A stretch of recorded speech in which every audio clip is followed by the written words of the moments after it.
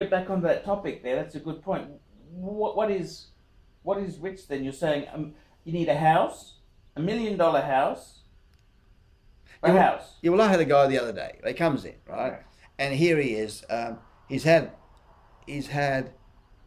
a divorce, and his partner, who's from the Philippines, has had 3 divorces, and now he's number 4. He's number 4. Yeah, she loves him dearly. Although I got a bit of a vibe, maybe she's looking for a replacement, but you know, she loves him dearly. So now what happened? I said to him, he's a bit down. I said, look, why is he down? well, he's got a house worth 800 with a debt of 650. Yeah.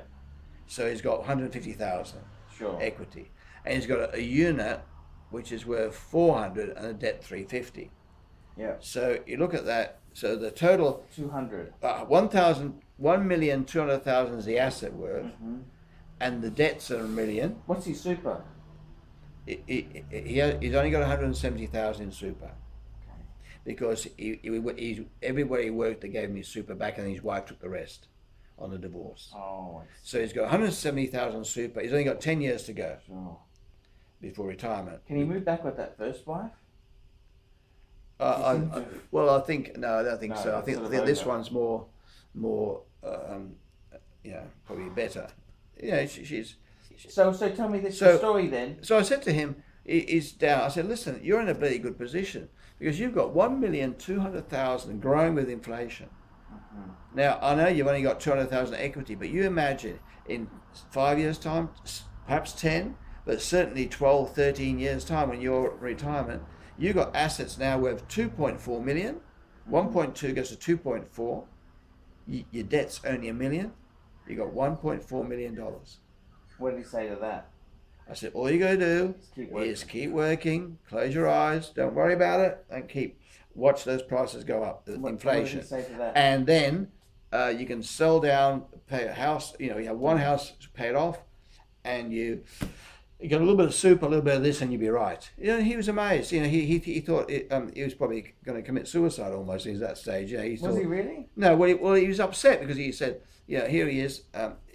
He hadn't renewed tax returns for 5 years, and he said, here he was, with debt of $1 million, and what had happened? He had more, but when the floods came, his house got flooded and he had to rebuild it. Do a lot of work. He spent 200,000 on renovations because it was all, and the insurance wouldn't cover it. So he had equity of 400,000 really, but he lost the 200,000, and that's that's what happens in life. But he's really not in a bad position, provided he holds on. And as long as he can keep that job, because the payments would be pretty high. The payments are pretty high. The jobs, he earns 160, 70,000 a year. He's earned 200,000 in some years. So that's good money. But see, again, that wife of his, she's used to that big spending. I mean, I very close to my situation at home. The wife doesn't realize that money is a blessing. That good money is good, but when that stops, you can't keep spending at that level.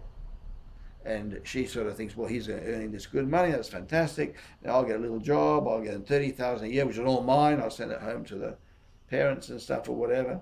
And is that the case? Oh, I don't know.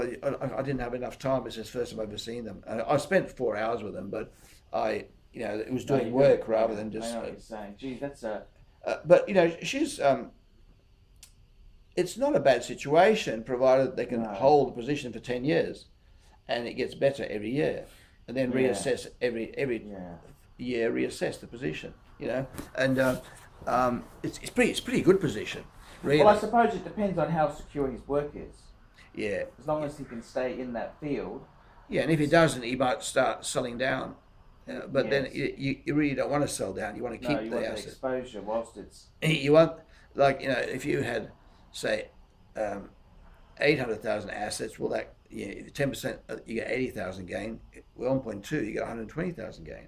Yeah. Assets do go up. In the short term, you might have fluctuations, but in the long term, they'll go up.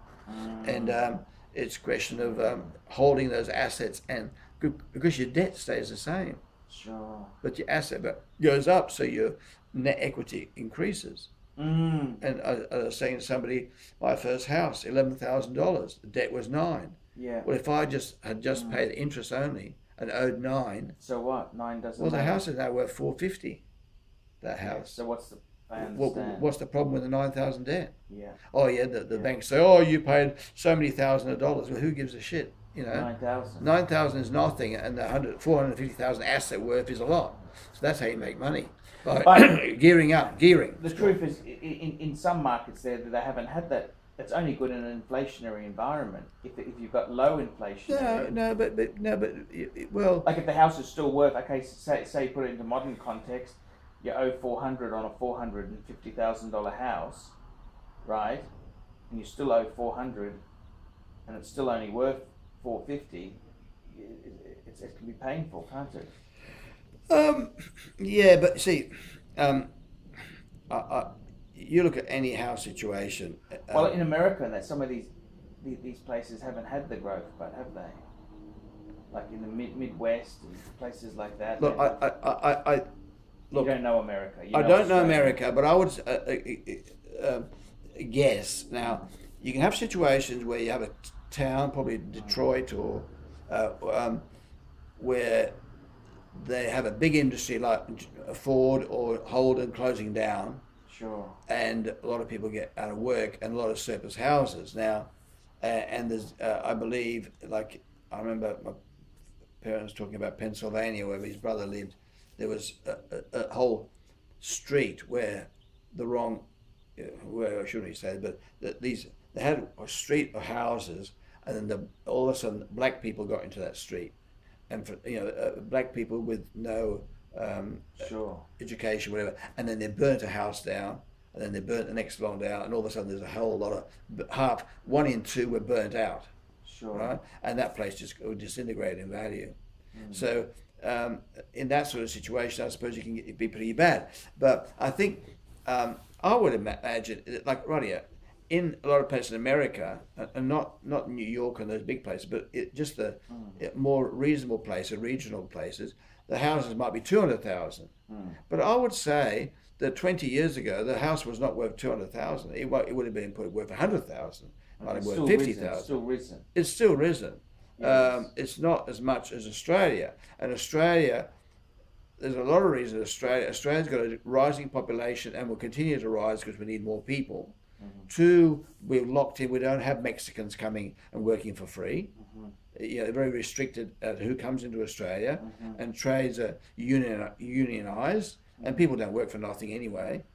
People, the tradesmen we got don't, they're all contractors, work for themselves, and they don't charge nothing. Yeah, I understand. Cost of building, wire, tools, all goes up, so the cost of that goes up. And so I think Australia's pretty good spot, but not everywhere, because you can have like Emerald, a town like Emerald, where it's halving value. There's stacks of, because the mining industry's contracted, there's all these empty houses. But you're talking the big cities, even Hobart, where it's been. Hobart's going up. It's going up a lot now. Now the opportunity at the moment for any American investors there is Perth, because Perth has had a downturn in because of the mining industry. And if you're a 20-year investor, you come in, buy a house, and 20 years, in 10 years' time, 15 years' time, it'll recover and then double. But I mean, some of these regional towns and that, like, would you be investing in there, Gladstone, Rockhampton, things like that? No, because look, if you live there, you have to, I suppose, you have to buy.